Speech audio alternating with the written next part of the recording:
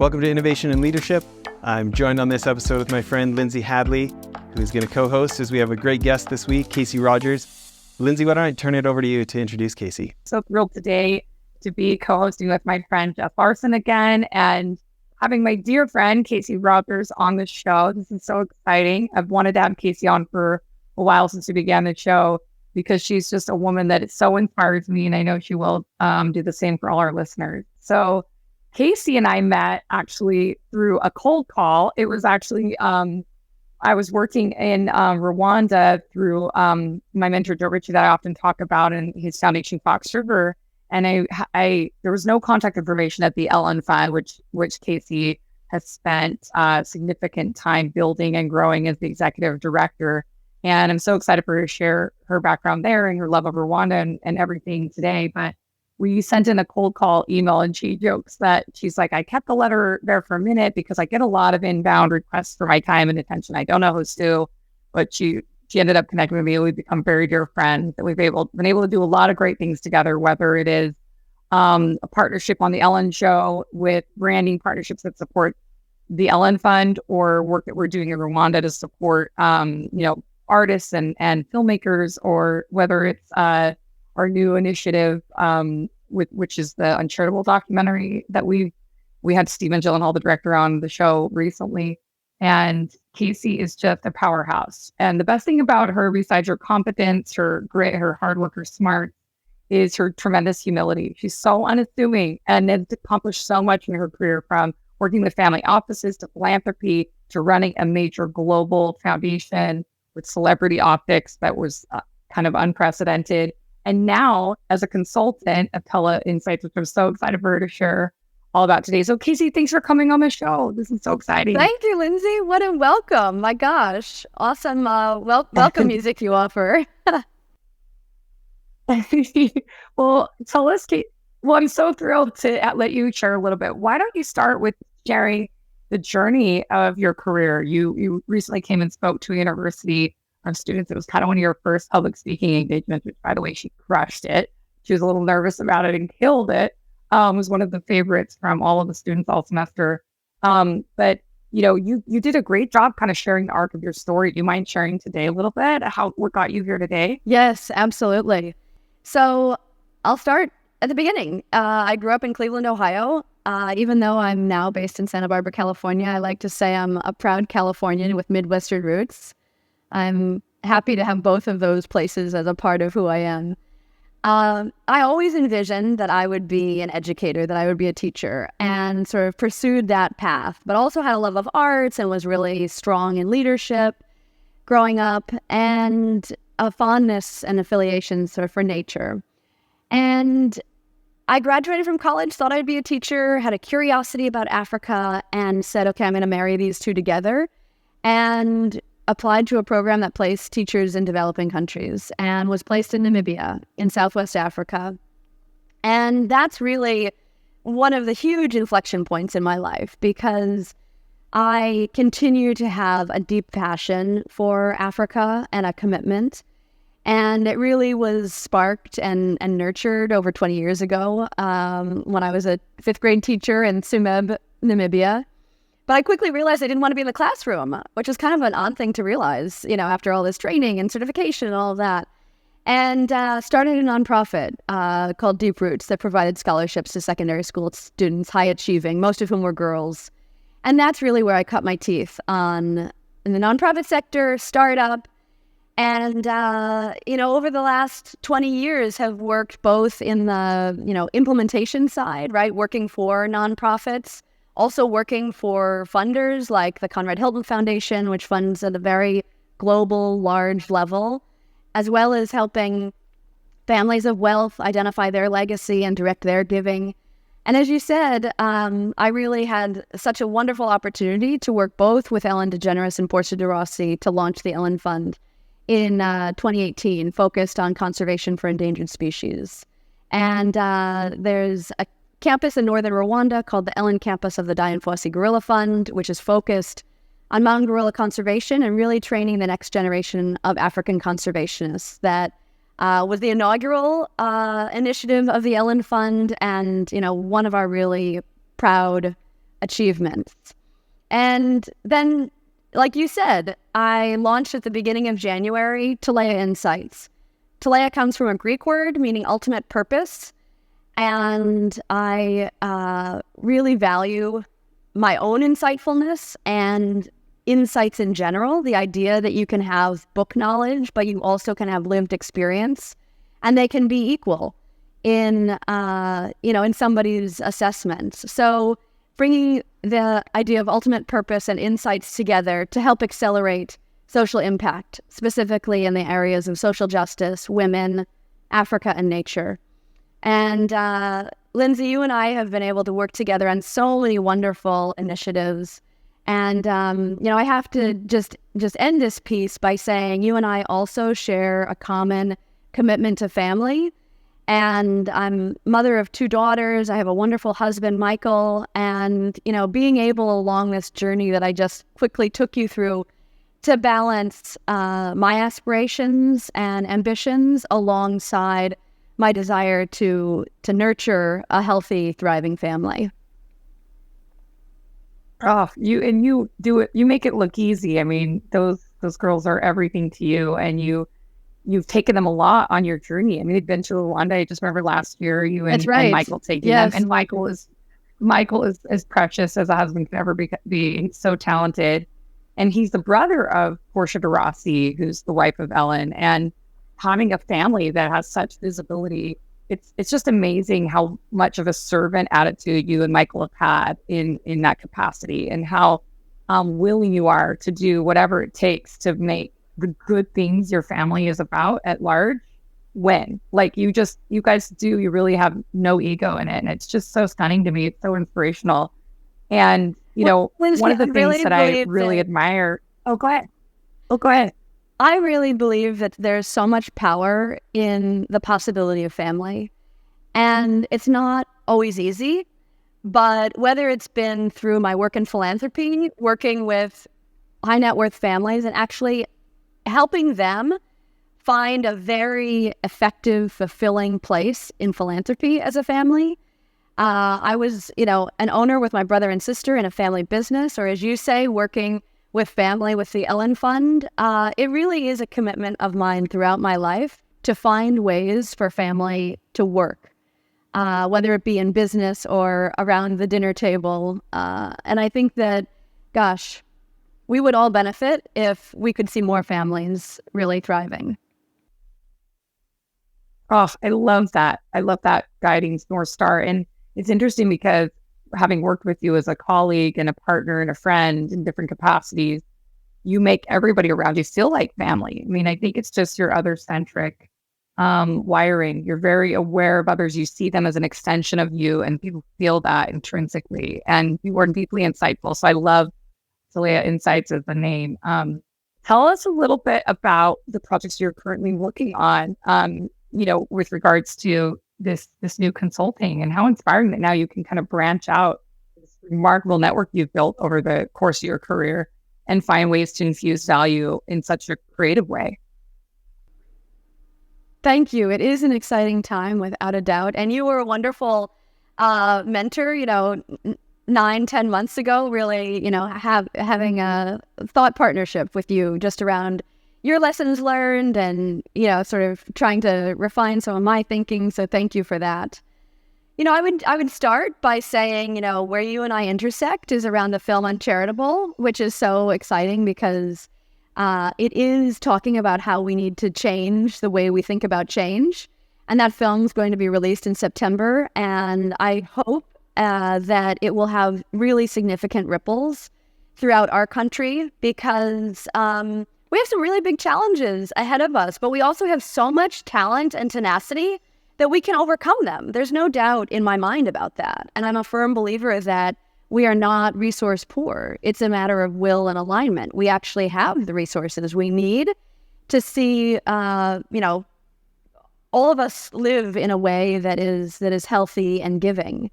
So Uncharitable is an exciting project that I'm working on. Another is both a movement and a fund called Daughters for Earth. And this is focused on mobilizing $100 million to support women-led climate solutions. Lindsay, you have been committed to really supporting and uplifting women, as I have throughout my career.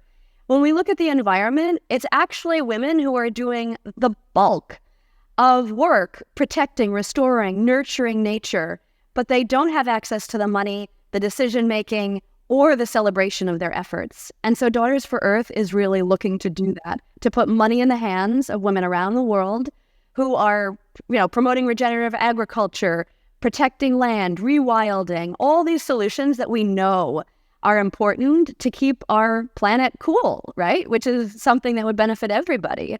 And then just driving home the idea that we need some feminine values in our world at a greater rate, right? The idea of nurturing and collaborating and gathering, this is what helps families thrive. Back to that same idea, right? So why not infuse that more at our board tables and at the highest level of decision making? I'll just mention one other project that I'm involved in, and that's called 2041 Schools.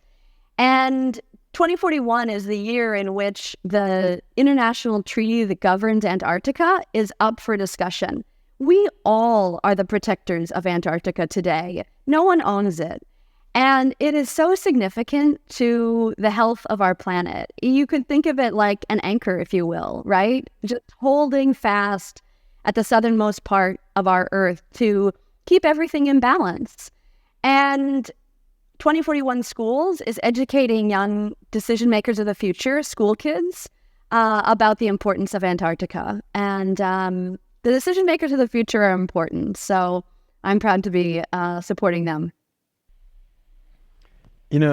Casey, that's fun to see how many different projects you get to be a part of. One thing that it makes me think about is, being able to hang out with Lindsay and see her work with many different high profile people and a good cause and the press and kind of get them all to work together. It's interesting to see how much more she's got done than if it was just good cause, And so I think about how many people would like to work with high profile people or celebrities. And yet in my observation, it seems like very often people approach them like an ATM machine of what they can get out of them.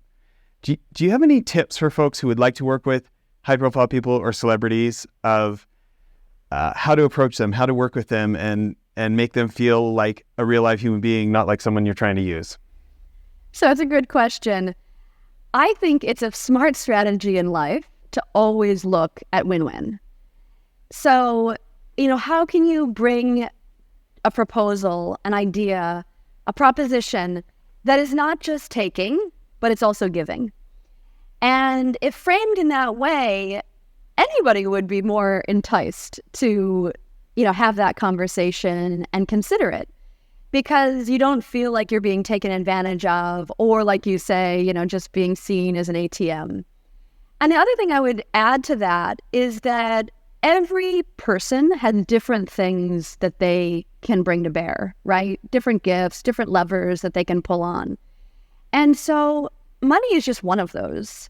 It's sometimes said that, money is like energy, right? It is enabling things to happen, to flow, to accelerate.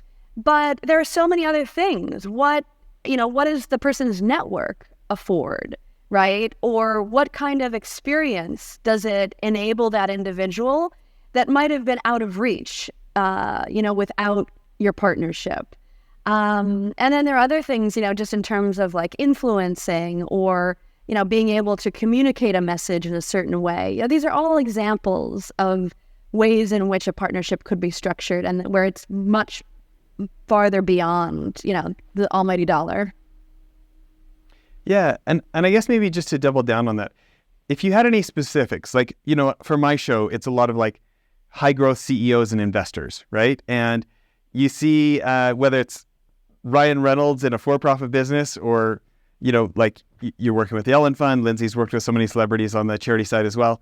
When you think about, a high growth CEO or high growth investor who's thinking about approaching a celebrity, do you have any tips for them on how that even just initial proposal or that initial reach out can signal the hey, we're different. We're not we do want this to be a two-way street. We do want to find out more about your priorities, and anything that would help them signal like we're different. We actually want to do what Casey is recommending here, because when you haven't had the conversation yet, how do you have an approach that right off the bat is signaling that you want to be different? Mm-hmm. Yeah, it's a good question. I think the more that fun can be centered in any outreach, like keeping mindful of that, right? That what will differentiate opportunity A from opportunity B, right? If opportunity A is looking pretty familiar, it's looking pretty vanilla, it's, how many slide decks has one person seen in a day, right? And if opportunity B has an element of fun or whimsy or even just communicating that, like, we are looking to make this win-win, we think this is what really appeals to you, and this is why we're positioning it like this. Even being forthcoming about why you've taken the approach you've taken, at least allows that person to register like, oh, you get me. You've done your homework. You can see how this would really excite and differentiate. And I actually think that in a way was like the example Lindsay shared at the very beginning with her letter, right? Like, nobody was sending printed letters to me. So, to go to the mailbox and get this printed letter from Lindsay Hadley from Utah, like, who is this Lindsay? That's what I just kept thinking. Who is this Lindsay? But it differentiated her. It wasn't an email to info@theellenfund.org, right? And it showed a level of sophistication and professionalism that I appreciated, even though I still had a little bit of skepticism, just like to make sure that, there was that win-win possibility, but certainly it differentiated her. Yeah. Well, maybe just one more question before I hand it back to her here. When you think about the most common mistakes people make when approaching celebrities, approaching high-profile people to be a part of a cause, a business like this, what do you think are some of like the most common mistakes you see made over and over? So I can give you an example that's specific to Ellen, as just to augment that idea, which is that many people know Ellen for dancing. So anybody leading with the idea of dancing is of course they know Ellen in the public sphere, but it doesn't really seem like they've gone deeper to know more about her or know more about how she ticks than just what they might have seen, in the afternoon Ellen show. And so that's just an example that if somebody's leading with just one element of someone's personality or their public persona, it's too thin. You want some depth and complexity. And so I just use that as a small example to really say, like, go further, try to understand the totality of someone to really help guide how you're positioning something. It's funny when you say that, it's all of a sudden becomes so obvious as soon as you say it, so I think once my podcast hit number 1 on all of Apple iTunes for innovation, we just get flooded with PR pitches, right? And it's usually like the intro line, like half of the first sentence is personalized. Oh, Jess, I really enjoyed and they just name whatever was the last episode on my show. And then the rest of it is just a form letter, right? And like, yeah, and like the ones that get the second look are like the ones that you can tell like actually looked up something about me, actually like they did like the next level of like, seemed like any kind of investment in me, like to the point of like even having a sense of what my show is about. Like they make some assumption from the title, they pull whatever the last episode was, and then they give me a form letter. And those people are so easy to say no to. I know I'm like on a minuscule level compared to Ellen, but the principle was like resonating with me. Exactly. And I think, the other thing I would say is that persistence pays off, right? I am a big believer in timing. And sometimes, as you say, if you're really deluged with requests, you can't focus on something or you can't get to everything. But if there's someone who comes back to you and back again, Either it becomes really annoying and problematic, but if it's a really solid idea that is bringing them back because they have such strong belief that there's a there, then that's also a piece of it, I would say, in terms of, being willing to be patient and appreciate that timing does matter and can matter. Yeah. One of my favorite authors is a marketing author named Seth Godin. And I asked him to be on the show probably at least 5 times over the last 7 years. And then this spring was finally the right timing. And so he was on the show last month, and it was very fun for me, but it was, it took 6 or 7 years to get the yes, so. Yeah. And I would say that, as you know, I'm a big believer in, insights and intuition. And if you're someone who's reaching out and just has this very deep-seated belief that there is alignment, stay true to that. Maybe it will take months or years, but if you're genuine in your outreach and your intent and this aim to find win-win, then stick to it. Maybe it morphs or adjusts over time, but, don't lose sight of that very, deep in the belly feeling you might have about it being right. That's great. Lindsay, I'm sure this is bringing up questions for you. I'll hand it over. Yeah, thanks, Jess. I think that is one thing that actually kind of astounds me in my career is when I talk or consult other people to help them think, well, no, just get behind them, and then they get behind you. What value are you bringing to them? It's amazing how common sense is not common practice. A lot of people are like, oh, I need this celebrity here, and it's a good thing. It's don't you realize they all have tons of good things they're getting invited to, and they have their own good things they're working on.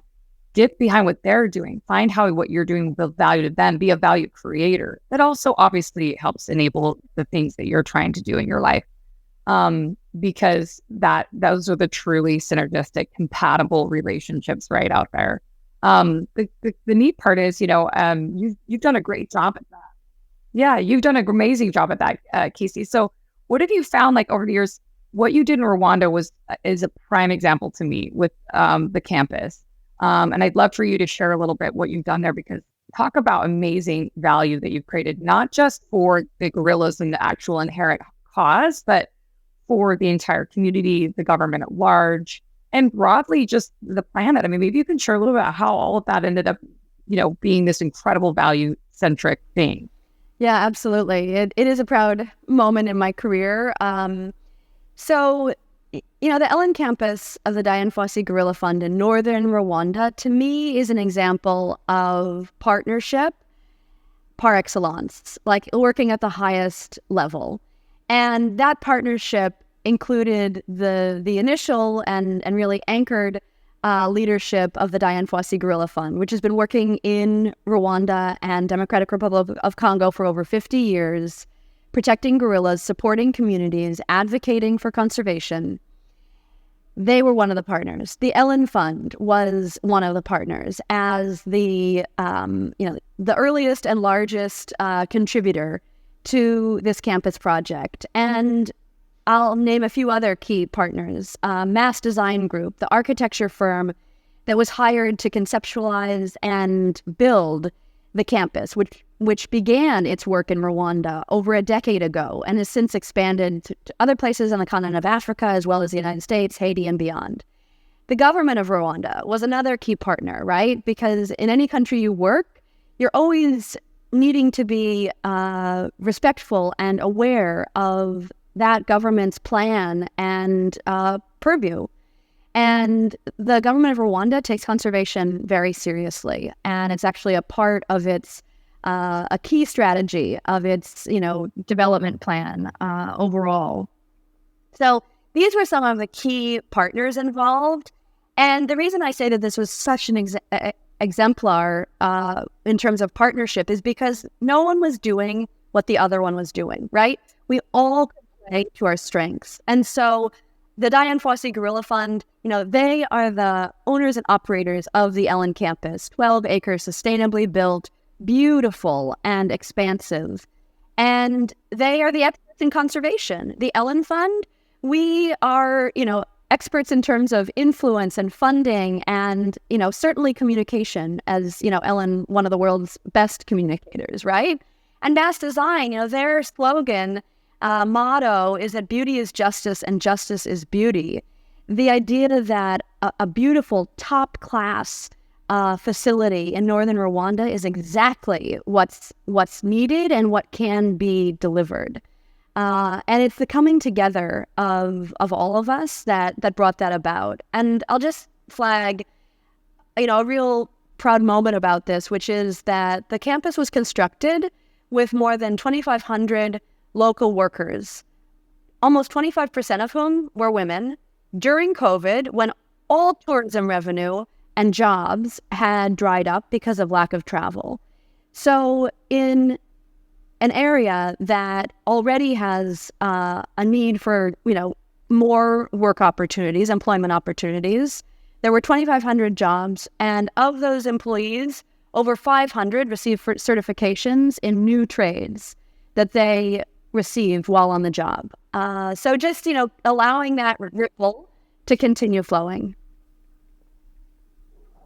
So it is truly a stunning, like you said, best-in-class example of all of you playing this sophisticated, which really was largely you, Casey, giving you credit, but where it's due, but playing the sophisticated, choir conductor, if you will, of getting all of these people to come together and sing the same song. I mean, it's a stunning thing. And if anybody has a chance to go there and visit, maybe you can share how the public can engage with that project. Oh, absolutely. It is one of the key destinations for anyone traveling to the continent of Africa, the Ellen campus. It's open 7 days a week, 9 to 5. There's a gorgeous public exhibit that takes you through the life of Dian Fossey, who really committed her life to gorilla conservation, and then takes you into present day to understand all the science and research and protection that the Fossey Fund supports.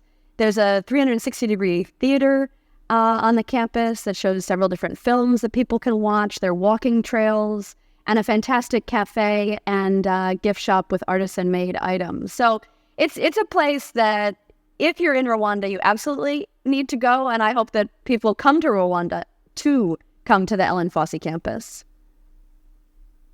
Amazing. So Casey, as you've done this work predominantly over the last, how long were you at the Ellen Fund? It was 12 years? Is that right? Was it a decade? 8? Okay. 6 years. Okay. And your work in Africa kind of, and to me, blends, because it all so synergistically came together. You leveraged all those relationships. How do you feel this is maybe more vulnerable of a question, so forgive me for the audacity, because I know you and love you. I know that you have the bravery to share, but how do you feel when people in the world, because I know you were literally the perfect person to do that job. It just so happens that it was also family that was hiring, but that added additional trust equity and a protection that I don't think people would normally have. You really are for Ellen and Portia in a way that someone that they might have hired could never have accessed that kind of love or concern for their well-being.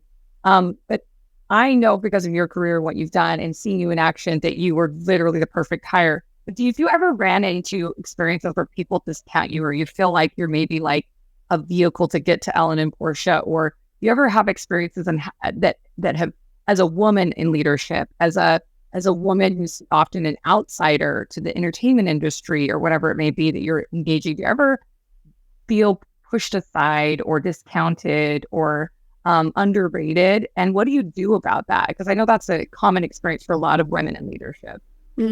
Yeah, it's a good question. I'll answer it 2 ways. One, I don't know, maybe it was 15 years ago, Ellen and Portia and I had a conversation where they said, we really want to do something with you philanthropically, but the time isn't right yet.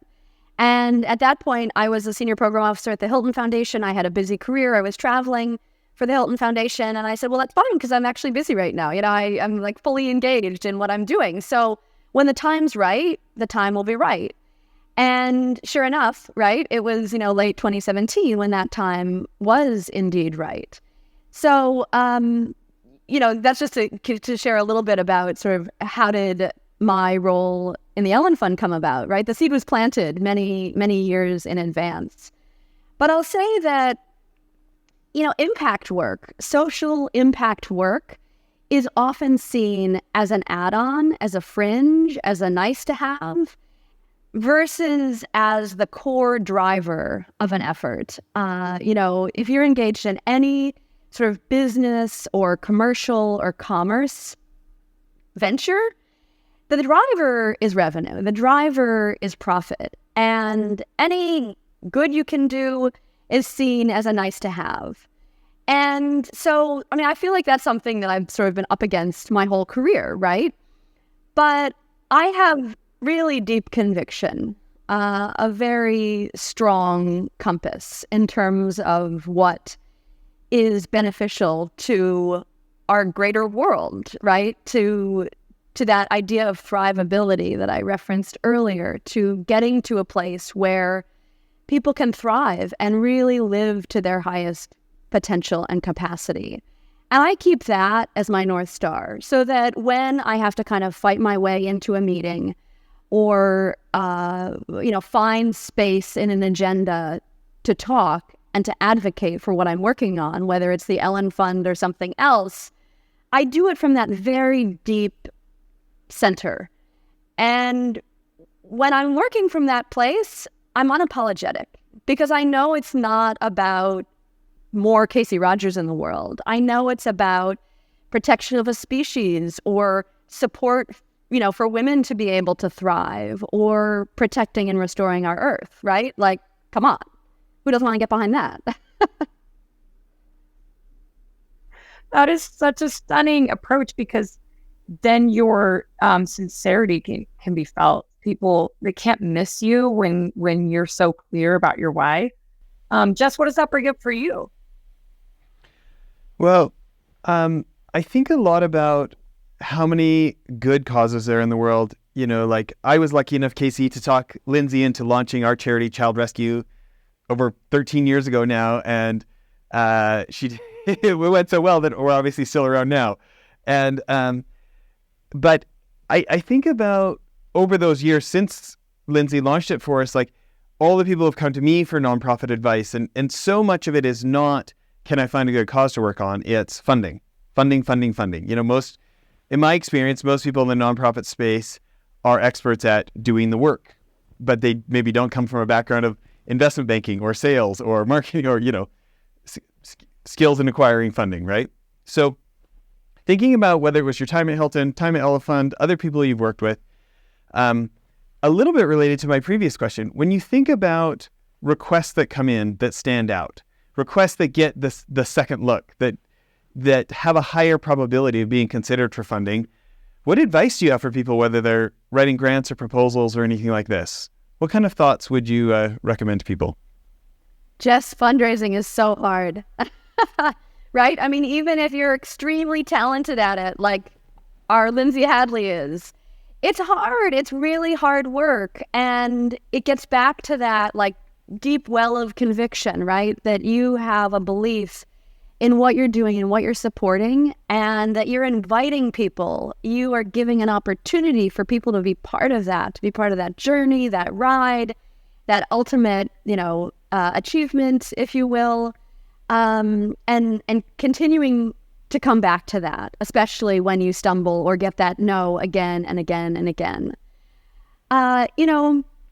I'm thinking of an example. I've been part of a board that supports emerging leaders in social justice. And these are folks who probably wouldn't call themselves a leader, right? They're beginning their leadership journey, but they have a deep passion and drive to, solve a social problem. And in that case, it's really tapping into this passion. Like, would you be doing this work if you weren't compensated for it? If you weren't receiving recognition? I certainly think people should be fairly compensated and receive recognition, but like, is this something that you will want to move forward regardless of if the funding comes in the right time, things like that? That's the type of person that I want to bet on, and that I would want to invest in. And so whether you're investing in them as an emerging leader, for example, or an organization that they are championing or leading, that's a piece of the quality that I'd want to see. The other thing that I would say is it's very enticing to be able to join an effort that's bigger than yourself. And I think that if you are a funder or providing funding, it also can sometimes feel lonely or risky if you're the lone funder. So the idea of being able to take an opportunity to somebody that says, look, these folks are already in, will you join us? Or the intent is that you won't be the only one, right? We're building this out so that there will be a dozen or dozens or hundreds or millions or whatever it is of other supporters. That is really incentivizing for people. I love that answer, but you're so good at making things simple that as soon as you talk, I'm like, that's so obvious. Why do I even ask? That's such a good answer. I think about like for-profit fundraising, and I hate showing up and begging one person for all the money. And they all of a sudden, like the power dynamic is so skewed. It is not a peer-to-peer conversation, right? But like, I think about like, I haven't raised, I raised a bunch of money, but not as much as other people, okay? And my favorite thing is when you can show up and say like, we're doing this with or without you. We could do it faster with you. If you're excited about this, we would love to have you on the team. But by no means confuse yourself with like granting us our future. We're doing this either way, just so you know. 100 million %. Yes. And I think that's where the conviction comes from, right? Like you believe in your own idea so deeply that whether or not that donor supports you or the next one, you're still going. And there is a lot of power in being able to say no, right? Like, no, our values don't align, actually. And so we're moving in a different direction. And the ability to say, we are moving forward with you or without you, but we'd love it if you could be with us. Yeah. I think about the large project. I think I saw your Rwanda one was like 15 million. Is that right? And you think about projects on that scale, and like, I love where you talked about this idea of being, like you think it's lonely being an entrepreneur. It can be lonely being a funder, right? People already spent a lot of blood, sweat, and tears to get this money in the first place. Nobody wants to do that over again, right? And humans, we love company. As soon as you say that, I can see like, yeah, we love to hear like, hey, we're not looking to you to solve all our problems.